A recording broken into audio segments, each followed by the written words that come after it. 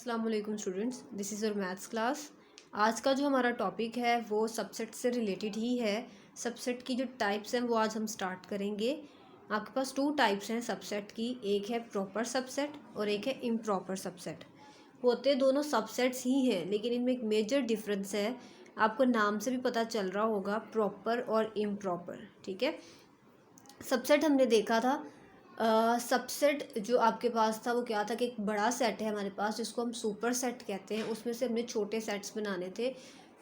जो छोटे सेट्स थे हमारे पास उनको सबसेट्स कहते थे, और वो जो सबसेट्स के एलिमेंट्स थे वो सुपर सेट में से निकाले गए थे। ठीक है, सुपर सेट में से निकाले गए जो एलिमेंट्स थे वही सबसेट्स के अंदर शामिल थे, कोई न्यू एलिमेंट उनमें नहीं आया था।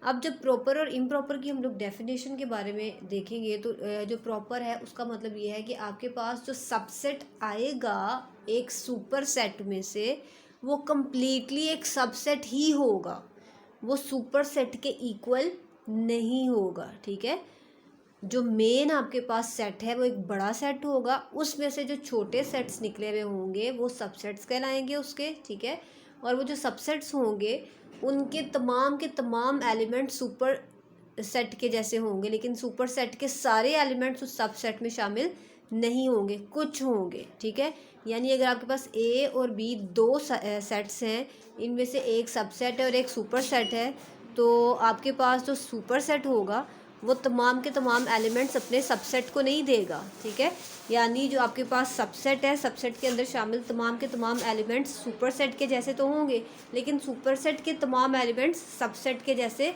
नहीं होंगे। सुपर सेट एक बिगर सेट होगा, जबकि जो सबसेट है आपके पास उसके एलिमेंट्स कम होंगे सुपर सेट के अकॉर्डिंग। अगर आप एग्जांपल देखें तो देखिएगा, ए जो है उसमें लिखे हुए हैं 1 2 3 4, आपके पास जो 4 एलिमेंट्स हैं उसके अंदर फर्स्ट 4 नेचुरल नंबर्स। बी में आप देखेंगे 2 और 3, ये 2 एलिमेंट्स हैं। ठीक है, 2 और 3 जो है वो निकले कहाँ से हैं, ए में से ही आए हैं ना हमारे पास, लेकिन जो बी है वो कम्प्लीटली इक्वल नहीं है ए के। इसके अंदर 2 एलिमेंट्स हैं और ए के अंदर 4 एलिमेंट्स हैं। ठीक है, यानी जो बी है प्रॉपरली सबसेट है ए का। ठीक है, अब इसको लिखेंगे कैसे, B is subset of set A. अब सबसेट के लिए जो सिंबल यूज़ होता है, जो नोटेशन यूज़ होती है, वो मैंने नीचे लिख दी हुई है। जिस तरफ को उस सिंबल का मुंह बंद होगा वो सबसेट होगा, जिसकी तरफ उसका मुंह खुला हुआ होगा वो सुपर सेट कहलाएगा। ठीक है, और नीचे एक मैंने लाइन लिखी हुई है, B must not be equal to A. यानी जब हम प्रॉपर सबसेट की बात करेंगे तो दोनों सेट्स इक्वल नहीं होने चाहिए। ठीक है, जो एक हमारे पास जो 2 सेट्स दिए हुए उनमें से एक जो है वो सुपर सेट होना चाहिए और एक सबसेट होना चाहिए, यानी दोनों इक्वल नहीं होने चाहिए। अब चलते हैं इम्प्रॉपर सबसेट की तरफ। इसमें भी आप अगर देखें तो 2 सेट्स हैं आपके पास। ठीक है, ए और बी, लेकिन ये दोनों ही इक्वल हैं। ठीक है, सो इम्प्रॉपर सबसेट में क्या होता है कि जो 2 गिवन सेट्स हैं वो दोनों आपस में इक्वल होंगे और एक दूसरे के सबसेट भी होंगे। अगर आप देखें कि ए की वैल्यूज़ क्या है 1 2 3 4, बी की भी 1 2 3 4 है। ठीक है, ए बी में से निकला है और बी ए में से निकला है। अब दोनों की नोटेशंस में क्या फ़र्क है, अगर आपको ये नहीं बताया गया, सेट्स नहीं दिए हुए, ठीक है, सिर्फ नोटेशंस दी हुई हैं, तो हमें कैसे पता चलेगा ये प्रॉपर है या इम्प्रॉपर है। ठीक है, सो प्रॉपर के लिए जो नोटेशन यूज़ की जाती है उसके नीचे इक्वालिटी का साइन यूज़ नहीं होता। अगर आप राइट साइड पे देखते हैं तो मैंने लिखा है B is the improper subset of set A.